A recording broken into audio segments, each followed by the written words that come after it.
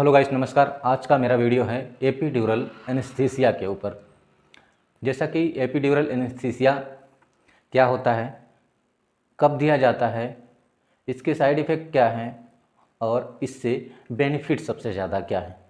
ठीक है, जैसा कि एनेस्थीसिया के बारे में आपको पता होगा, एनेस्थीसिया जो होता है आपका एक स्पाइनल एनेस्थीसिया होता है, एक लोकल एनेस्थीसिया होता है और एक जनरल एनेस्थीसिया होता है, एक रीजनल एनेस्थीसिया होता है। इसी तरीके से ये भी एक एनेस्थीसिया होता है जिसको बोलते हैं एपिड्यूरल एनेस्थीसिया। बहुत ही अच्छी एनेस्थीसिया, बहुत ही सेफेस्ट एनेस्थीसिया एक तरीके से होती है ये।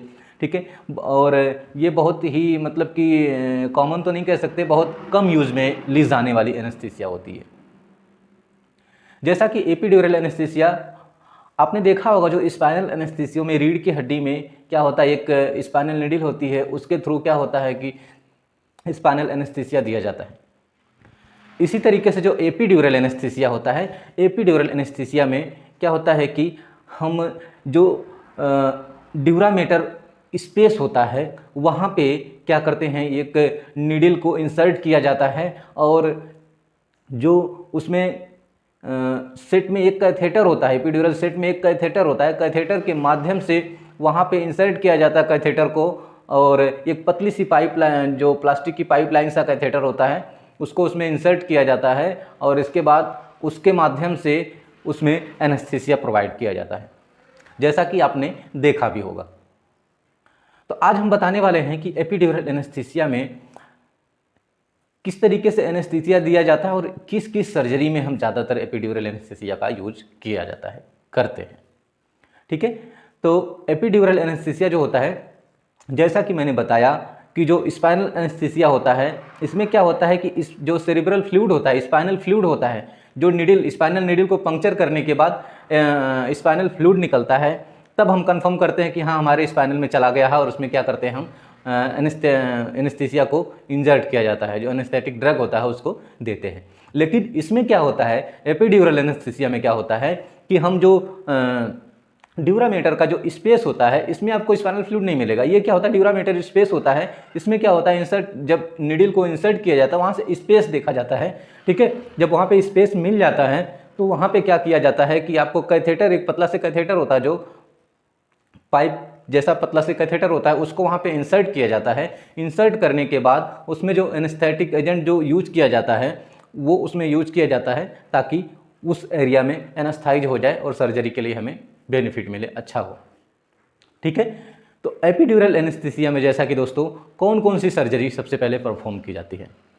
देखिए, एपिड्यूरल एनेस्थीसिया में क्या होता है ज़्यादातर जो गायनी की सर्जरी हुई, जैसे मान के चलिए सिजेरियन करना है, LSCS करना है। दूसरा कि कोई भी लोअर पार्ट, क्या होता है कि लोअर पार्ट की सर्जरी करनी है, लेकिन हम स्पाइनल एनेस्थीसिया में देंगे, एपिड्यूरल में क्यों दे देंगे हम, क्योंकि एपिड्यूरल थोड़ा कॉस्टली भी होता है और थोड़ा इजीली लगता भी नहीं है उस तरीके से, और क्या होता है कि वो ज़्यादातर लोग प्रेफर भी नहीं करते हैं। सबसे इजीली होता है स्पाइनल एनेस्थीसिया, तो हम स्पाइनल एनेस्थीसिया में LSCS में क्यों नहीं यूज करते हैं, हम एपिड्यूरल क्यों यूज करते हैं।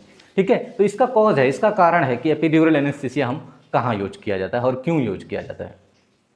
जैसा कि दोस्तों पता होगा कि एपिड्यूरल एनेस्थीसिया जो होता है, एपिड्यूरल एनेस्थीसिया इसलिए यूज किया जाता है कि कभी कभी क्या होता है कि पेशेंट जो होता है उसको पेन ना हो, उसको दर्द ना हो। कभी कभी ऐसा होता है, आपने पेशेंट देखा होगा कि पेशेंट LSCS का है, उसका सिजेरियन करना है, उसको कार्डियक प्रॉब्लम है, हार्ट डिजीज है उसको। हार्ट डिजीज में ऐसा होता है कि क्या होता है कि आप अगर उस टाइम में सर्जरी कर रहे हैं, उस दौरान अगर उसको पेन हुआ, उसको दर्द हुआ, दर्द के दौरान क्या होता है कि उसका हार्ट जो होता है उस टाइम उसका उभरने का चांस होता है, हार्ट जो होता है उसका हार्ट अटैक आने का चांस ज़्यादा बनता है। स्पाइनल एनेस्थीसिया का जो इफेक्ट होता है वो एक टाइमली होता है, एक टाइम तक ही वो लिमिट रहता है, उसके बाद उसका इफेक्ट खत्म हो जाता है। लेकिन एपिड्यूरल में क्या होता है दोस्तों कि एपिड्यूरल में वो जो कैथेटर बाहर लगा होता है, जो वहाँ पे एक कैथेटर लगा होता है, कैथेटर के माध्यम से उसमें आप ड्रग, जो भी एनेस्थेटिक एजेंट यूज किया जाता है, इसमें ज़्यादातर जो एनेस्थीसिया यूज किया जाता है, मैं बता देता हूँ आपको, ब्यूपिवेकेन जो सेंसर कैन के नाम से आता है, इंजेक्शन जो आता है, उसको यूज किया जाता है। दूसरा एक ओपियोइड ड्रग होती है, ओपियोइड मतलब कि जैसे फेंटानिल हो गया, ठीक है, फेंटानिल का जो इंजेक्शन होता है वो भी हाई पेन किलर एक तरीके से है, ठीक है, हाई पेन किलर और नार्कोटिक ड्रग है ये, तो इसको भी यूज किया जाता है, ठीक है। अगर मान के चलिए कि आपकी सर्जरी कितना है, 2 घंटे की है, 2 घंटे की सर्जरी है, तो आपको एपिड्यूरल एनेस्थीसिया दे दिया, उस हिसाब से आप एनेस्थेटिक जो होते हैं, एनेस्थीसिया वाले जो होते हैं, ड्रग को इंड्यूस कर देते हैं, ड्रग को उसमें डाल देते हैं, इंजेक्शन को उसमें एपिड्यूरल का जो कैथेटर होता है उसमें डाल दिया जाता है। इसके बाद अगर लगता है कि हमें अभी और उसका टाइम लगेगा, तो फिर क्या होता है कि अब एनेस्थेटिक एजेंट जो होता है, जो एनेस्थीसिया की मेडिसिन होती है, इंजेक्शन होता है, फिर दोबारा उसमें डाल सकते हैं। तो एपिड्यूरल लगने का मतलब ये है कि हम लॉन्ग टाइम भी उसके पेन को रिड्यूस कर सकते हैं, कम कर सकते हैं, फिनिश कर सकते हैं। लंबे टाइम तक उसका, जब तक उसको लगेगा कि हाँ इसको पेन होगा, तब तक हम उसमें आराम से इंजेक्ट कर सकते हैं। कोई भी जो एनेस्थेटिक एजेंट होता है, जो एनेस्थेटिक आपको एडवाइस करेंगे, वही इसमें ड्रग यूज किया जाता है, ठीक है। जो उसमें एनेस्थेटिक एजेंट में जैसे फेंटानिल या बीपीवेकेन, जो सेंसर कैन हो गया, यूज किया जाता है ये सब चीज़ें, तो यही इसमें ड्रग यूज होगा, ठीक है।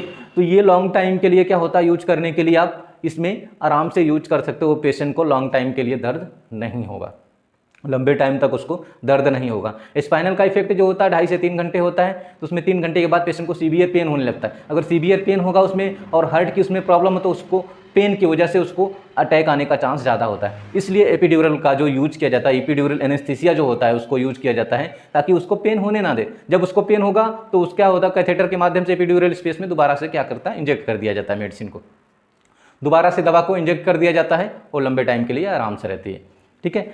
और जो जैसे LSCS या LSCS हमने आपको बताया LSCS में यूज किया जाता है, ठीक है, सिजेरियन में यूज किया जाता है। दूसरा क्या होता है, कभी कभी आपने देखा होगा कि नॉर्मल डिलीवरी में भी एपिड्यूरल का यूज करना पड़ सकता है।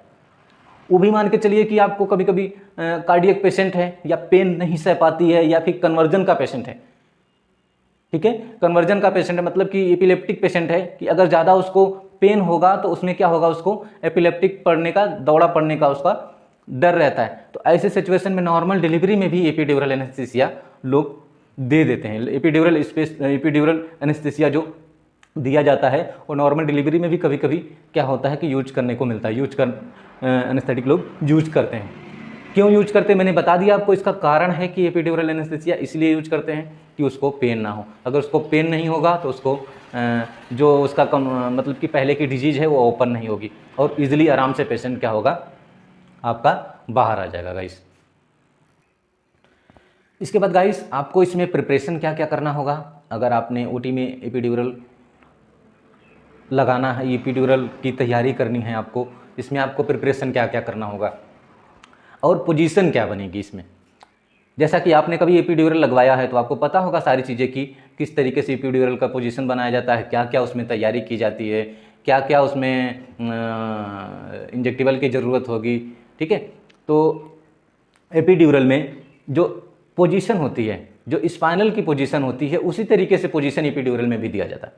जो स्पाइनल एनेस्थीसिया में बिठा के सिटिंग पोजीशन जो होती है, बिठा के उसको स्पाइनल एनेस्थीसिया दिया जाता है, उसी तरीके से क्या होता है कि आप एपिड्यूरल के लिए भी पोजीशन बनाएंगे। सेम पोजीशन दोनों की होती है, बस क्या होता है कि उसमें एक स्पाइनल निडल से काम चल जाता है। इसमें क्या होता है, पूरा एक एपिड्यूरल सेट होता है, वो एपिड्यूरल सेट की ज़रूरत पड़ती है। इसमें एपिड्यूरल सेट में क्या होता है, आपका एक उसमें सिरिंज आएगा, साथ में सिरिंज के साथ में एक नीडल आएगी, नीडल के साथ में एक कैथेटर होगा पतला से। इसके बाद उसमें आपको कैप भी मिलेगा एक लगाने के लिए, जो आपको रोकने के लिए एक वाल्व होता है, वाल्व वहाँ पे लगा रहेगा, एक कैप भी रहेगा वहाँ पे, कैप लगा रहेगा। ये सारी चीज़ें जो होती है आपका एपिड्यूरल सेट में आपको मिलेगा देखने को। दूसरा क्या है कि जैसे स्पाइनल एनेस्थीसिया में आप प्रिपरेशन करेंगे कि आपका एक स्पाइनल सेट होगा, ठीक है, स्पाइनल सेट होगा। स्पाइनल सेट में आपको क्या क्या रखना होता है। स्पाइनल सेट में एक क्या होता है, एक ट्रे होती है, छोटी सी ट्रे होगी, उसमें आपका एक बावल होगा, कटोरी, एक स्पंज होल्डर होगा पेंट करने के लिए, गॉस पीस होगा उसमें। इसके बाद एक उसमें कट सीट होगी, ठीक है।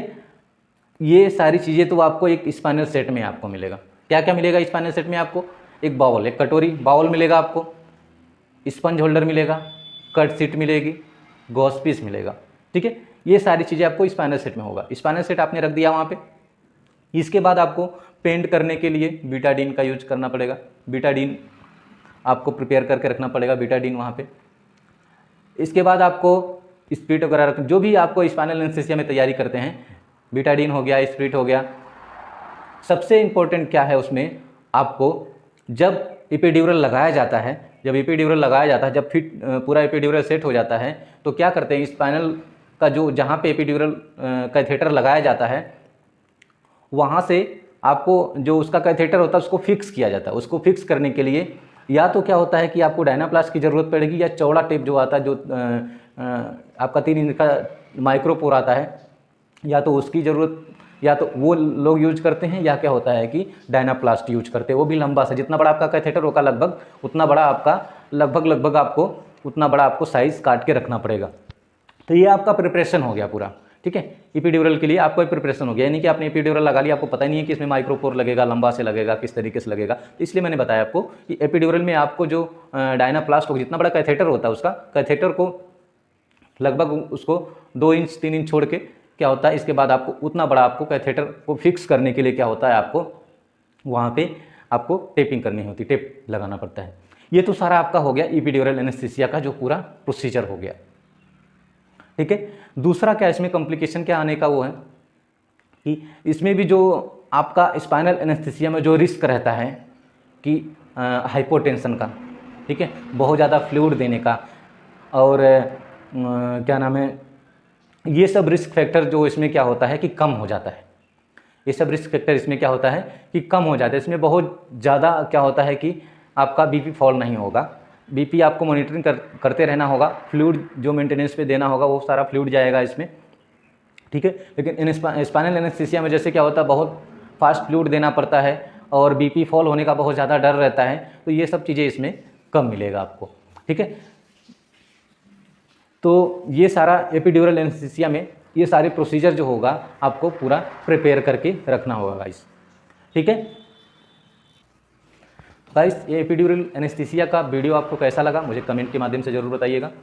और आपको लगता है कि इसमें कुछ चीज़ें छूट गई हैं या कुछ चीज़ें नहीं समझ में आई हैं, तो मुझे कमेंट के माध्यम से आप लोग पूछ सकते हैं। ठीक है गाइस, तो मिलते हैं नेक्स्ट वीडियो में। तो तब तक आप लोग अपना ख्याल रखिएगा। Bye bye.